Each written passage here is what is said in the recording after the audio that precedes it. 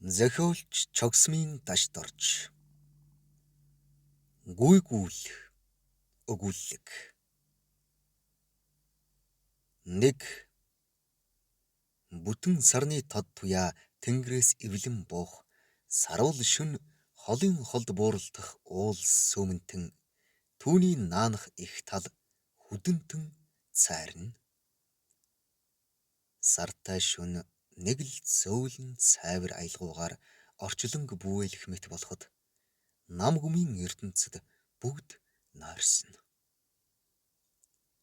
Энэ үес нэгэн хөгшин аргил буг салаа иврээ дааж яднуу гэлтэй уулсын арыг хярлан том үхэр хадыг тойрч бартаа ихтэй замаар мацан урагшилж байв. Намрын сэрүүн агаарт нойтон том хар хамраас нь хөнгөн уурс савсан амьсгаадаж хүзүү сунган урагшид зүтгэн. Бууралдаж өтөлсөн аргил буг мадсан матсаар хадтай өндөр давааны оройд гарч ирснээ холд бүдэнтэн сүмих хөндлөн хөх уулсын зүг хараачлан хэсэг зогсов. Тэгснээ эврээ хондлоод наан гянтааж сөөнг нарийнхан дуугаар хэдэнтэй урамдан орчноо чимээлээд сэрвэн хадны ёроолдох сүл онгож буй шаргал өвсөн дээр очоод хэвтээдэгв. Эрүүн доорх өвсийг шинжих мэт хэсэг үнэрлэж үзснээ тайвшир бололтой нүдэ анин хэвж эхэллээ.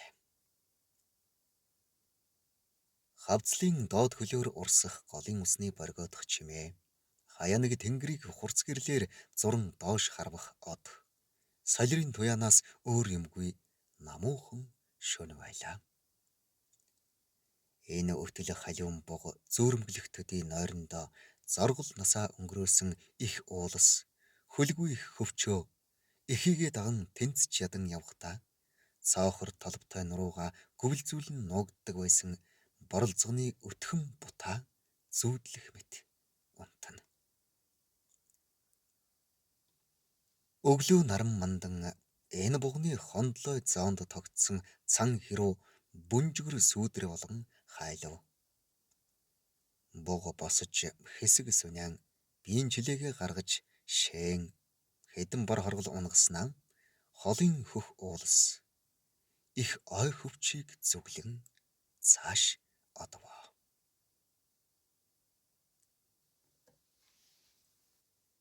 Хоёр намрын сэрв унаж хангайхан доошлон нүүж өвлжөөрүүгээ дөхөж буудаг цаг болсон байлаа. Унганд ганц халгаатай юм бол хангай газрын боохой. Тийм болохоор зарим хүмүүс унгандаа тракторын тос түл шингээсэн богино цамц өмсгөн боохойг үнрээс нь жигшээн хуурах гэж оролдоод ч нэмэргүй. Хэрсүү зантай мөнөх хээрийн амтан ганц нэгээр нь унга суйлж орхино. Иймд сүргээ хамгаалах ганц арга нь шөндөө хашиж хонох билээ. Мөнөх чоннууд одоо ганц нэгээрээ уулын сэрвэнд гарan тарж хэвтээд миний юу хийж явааг нуугдан ажиглаж унгнуудыг бараг тоолж угаадаа гэж бодогдно. Би адууга хашаанаас нь гарган гэлж явсаар гол дээр ирэв. Ус байсаар байтал адуунууд сарваа даагнуудыг хазж хайран ад үзэж халуун шатсан байцнууд хоорондоо тангаралдан чарлаж аяглана. Миний унж яваа цүдгэр хээр морь ус руу зүтгэн би хазаарыг амгаавчилж эмээлийн олмын суллахад тэр чихээ хулмалзуулан төвөнх нь гүвс гүвсхийн голын уснаас залгилна. Би адуугаа сайн услах гэж жингнүүлэн эсгэрэв. Хүйтэн булгийн уснаас би ч гэсэн хэд балгавал магнай хаг ташгаажээ. Хээр морь минь гэнт сэрвэлзэн хадад сэрвэн өөд харлаа. Би морио дагуулan харвал уулнаас буусан зурааны шил дээр 12 салаа ивэрн сэрээсэн том халиун буг зогсож байснаа зугуухан уруугаан бууж эхлэв. Би санд чин морио давирч гэр рүүгээ зүглэн уяан дээрээ ирж Том бууга явж байна. Аваа, бууга аваад яваарай. Агнаарай хэмээн чанга орилоход манай хоёр гэрийнхэн гаднаа гарцгаан сарвжилцгааж ээж минь агар хувинтай сүү барьж гарч ирээд 9 нүдтэй элэгдсэн шар модон цацлаараа дээж өргөн анч гөрөөч хүнийг ойртуулахааргүй алаг хоёр нүд чинь хурц болог дөтийн салхич гүйцэмгүй дөрвөн туурай чинь хурдан болгоё гэд залбирч байх юм. Аваа намхайх та хоёр араас нь хөөж агнаач гэхэд аав минь учир битүүлэг шүүрс алдснаа. Болдгүй юм миний хүү. Ганц нэгээрээ яваа гүйгүүл амтэн болгон их учиртай явдаг юм.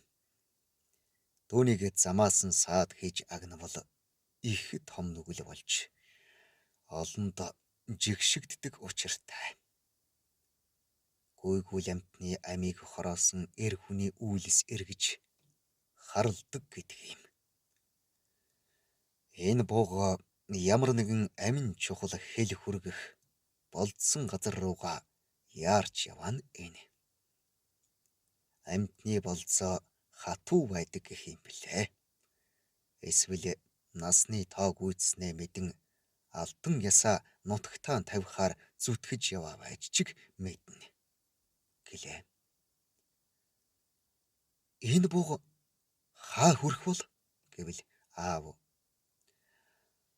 Энэ бууга бэлрүүгэн бууж чулуутын голоос ус ууж яваад цааш шар хужиртыг өгсөн ян хөвч рүү орж гүйсээр ихэр хайрханд очих болов да.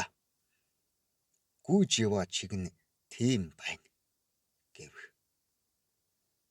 Аав маань гүүгүүл буугыг дурнтахаар бор морио унан урд хатан хошууг орон далд орлоо. Багуудын алдад аав маань буцаж ирээд уян дээр бууснаа. Тун дуу муутай болчихсон байлаа.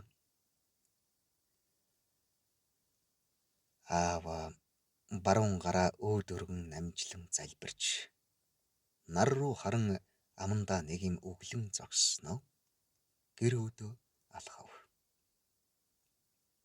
Гэрт орж ирэн гэрийн баруун дээд талд суухад ээж цай хийж өгвөл амсаад өмнөх явган ширээн дээр тавьснаа. Өнөөдөр бузар нүгэлтэй юм боллоо гэд ээж рүү харав. Ээж нүдэн томрон гайхсан харцаар аавууд харлаа. Аав цааш нь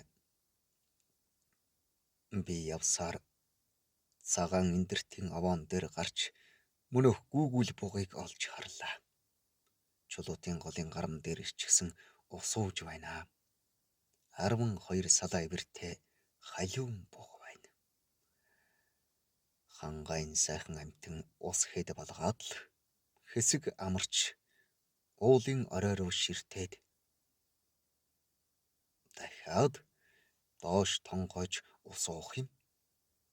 Гэтэл гинт буу дуугарч хавийн хад уулс нүргэлээд явчихлаа. Юу болоод байгааг би эхэндээ ойлгосонгүй. Мөнөх гүйгүүл бууг цов хүсрэн орилсноо. Хэд хараагаад гарамны голд сөхрөн умчгав. Хэд тийжилснэ. Хүзүүгээ нуглан эврээ газар хүргэлгүй цээжин дээрээ тавиад хөдөлгөөнгүй болчихно. Сугнаас нь бориглох цус. Голын усыг улаанаар туяаруулан доош урсханч дуранд тод харагдаж байлаа. Би огл өсрөн босч өөрийн ирэхгүй ямар гээч инэрлэггүй муухай нүгэлвэ гэж үглэж харамсан шогширч байтал урд голын хуншгүй дондов хөсрөгчнө хүргэнтэйгээ буу үрчгсэн тэр гарам дээр ирж мориноосоо бууж байх юм гэв. Ээж маань сандран уулга алдснаа залбирч гүнгэрватай бурхныхаа өмнө ирж сөхрөн амдаа юм уншиж байснаа хүр дэргүүлэн гуйлан цөгцтэй зул мандав. Удалгүй гол усаар л нэг шуугиж Дондвын мунхаг явдлыг ам дамжуулан ярьцгааж. Тэднийх хэдэн малын буйнд турж өгөх арай болоогүй дээ. Өвлийн яаж даандаа гэж ярьцгааж. Өвгөд хөгшдгүй л даанч тусгүй гэж харамсцгаав. Хожуу хойно сонсоход Дондвын хавийнхан өөдлөөгүй сураг дуулддаг юм. Тэр цагаас хойш нэг хөдөлгүй тэдний хотынхан цусаар суулган хэвтэрт орцгоож, сумын эмнэлэгт хэл дуулгахаар явсан Дондв үертэй голд морьтойгоо үйж. Үнээ сааж байхдаа гүйгүүл бугыг харж нөхөртөө хэлсэн эхнэрийнх нь хоёр нүд цээж. Хүргэн нь ан хийх гэж яваад цармын хадан дээрээс хөл алдан хальтэрч хийсч өгсөн. Үхэр шиг мөөрдөх хүүхэд гарсан гээд цааш хөврөх ажээ.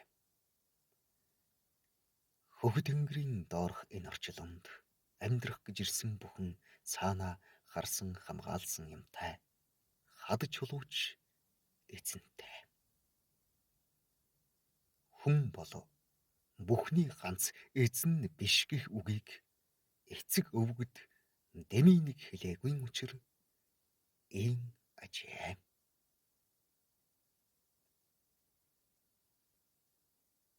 Зохилог бичсэн Шогсмын дашд орж. Арга гүнт 2026 он. Уншсан Эрхэнбаярын Батторж.